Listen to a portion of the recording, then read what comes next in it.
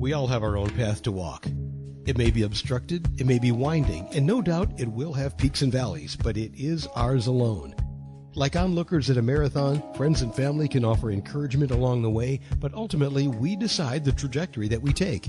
In this series, Juliet Dorris-Williams offers a clear view from her path that may inform your decisions as you move toward finding your faith.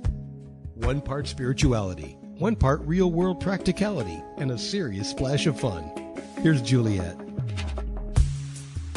Hi, I'm Juliet. Welcome to Finding Faith. Among other things, I am the author of Leaving Church, Finding Faith, 6 Steps to Finding Your Purpose in the World After Leaving the Christian Church. And I am here in this space chatting with you about the book and other things that may bubble up when we are talking about faith and life and how those two things, because if you're anything like me, how they intersect, and they always intersect. I'm glad you're here. Last episode, I talked about how it was my birthday month and how I try to be intentional about celebrating in some fashion or another all month long. And again, because why not? A whole month to celebrate myself, a whole month to celebrate my own complete rotation journey around the sun. It is, in truth, a time to reflect on where I was during this last rotation, how it started, and where I find myself now on the end of that rotation. This particular rotation ended in ways that I could never have predicted when it began last year. One, I signed a contract to write a book, the book from which this podcast gets its name. And the writing of that book was its own special journey that all began at the beginning of my birthday month last year. And with that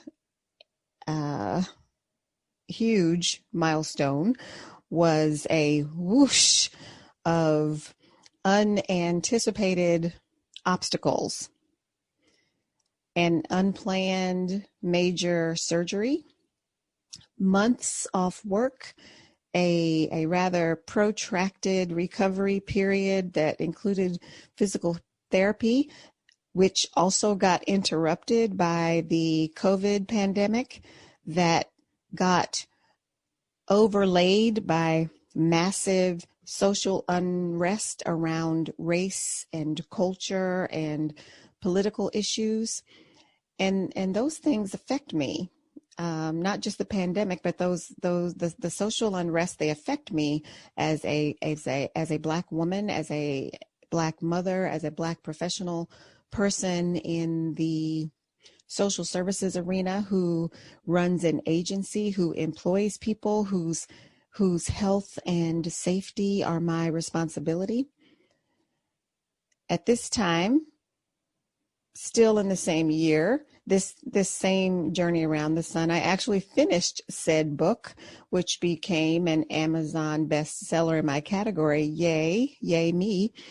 I've met some super interesting people asking questions about faith, made some super interesting connections that led me to this exact moment in time where I am sitting here speaking into my mic directly to your ears, making this connection with people I may never meet or talk to in person,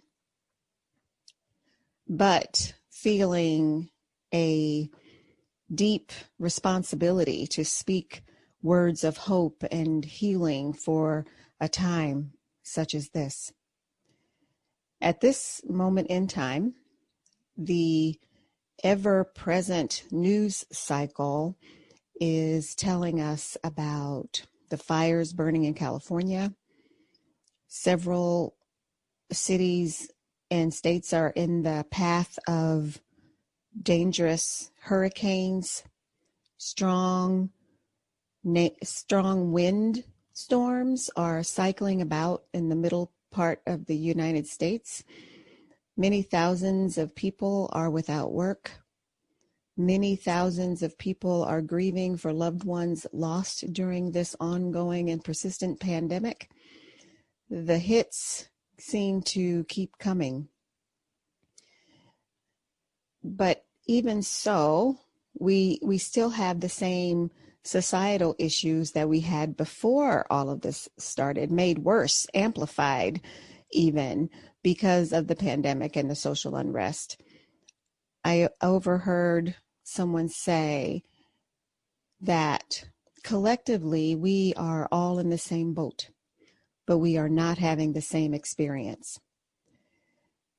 There's a lot of energy cycling about in the air, and being a super woo-woo type person, I call that both highly sensitive and intuitive, deeply in tune with the spirit, both mine and yours. I often wonder about the energy that we humans generate and our impact on each other and on nature. And I'm not talking about environmental justice issues here. I'm not talking about those things that we can physically do something about to take care of the planet. Those things are important, but that's not what I'm talking about here. What I'm talking about is the psychic, spiritual energy that we humans generate by the words we speak, the things we think, the actions we take that have a direct impact on our fellow and sister humans.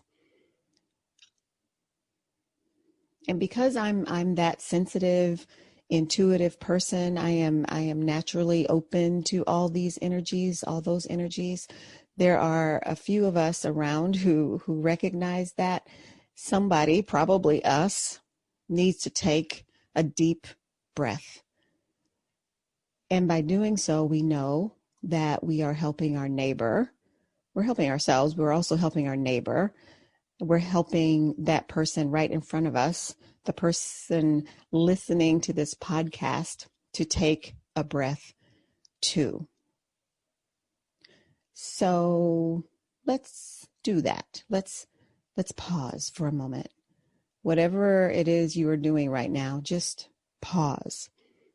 If you are driving, eyes open, hands on the wheel, just breathe.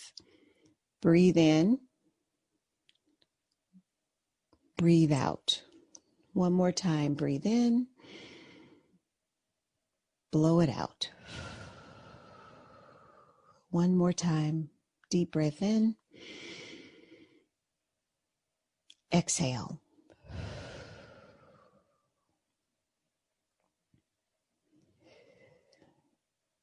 Taking a moment to breathe is like a reset, a recalibration of our spirit selves, which may be taking a bit of a beating right now.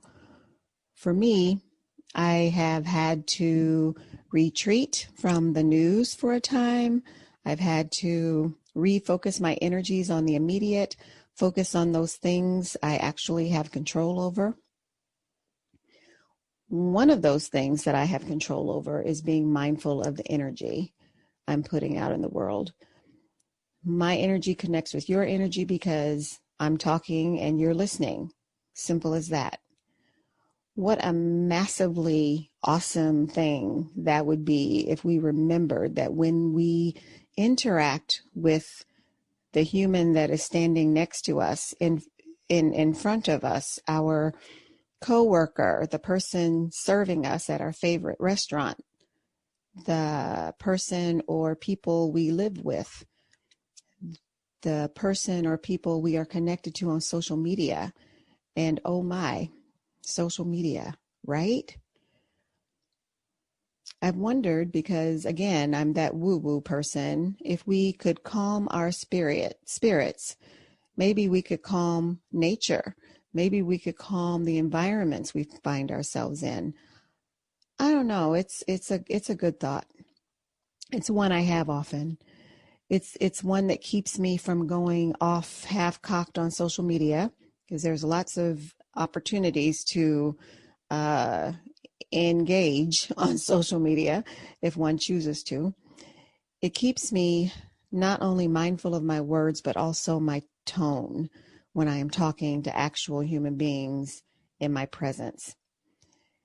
On social media, it helps me remember that people who are reading my words, that I am communicating, that I'm sharing energy with my tone, not only just the words I'm using, but also the tone in which I am using them.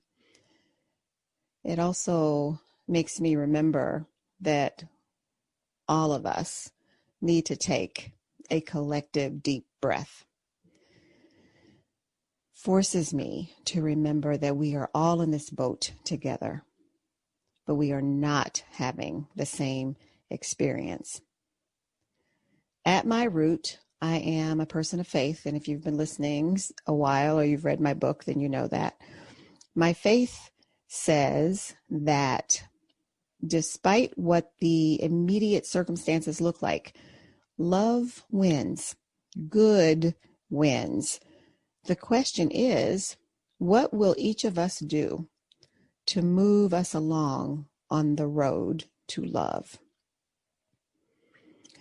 The prophet Micah tells us what the Lord requires of us: to do justice, to love kindness, and to walk humbly with our God.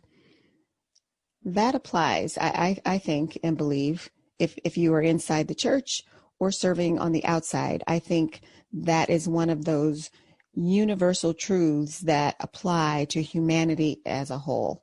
Do justice, love kindness, walk humbly.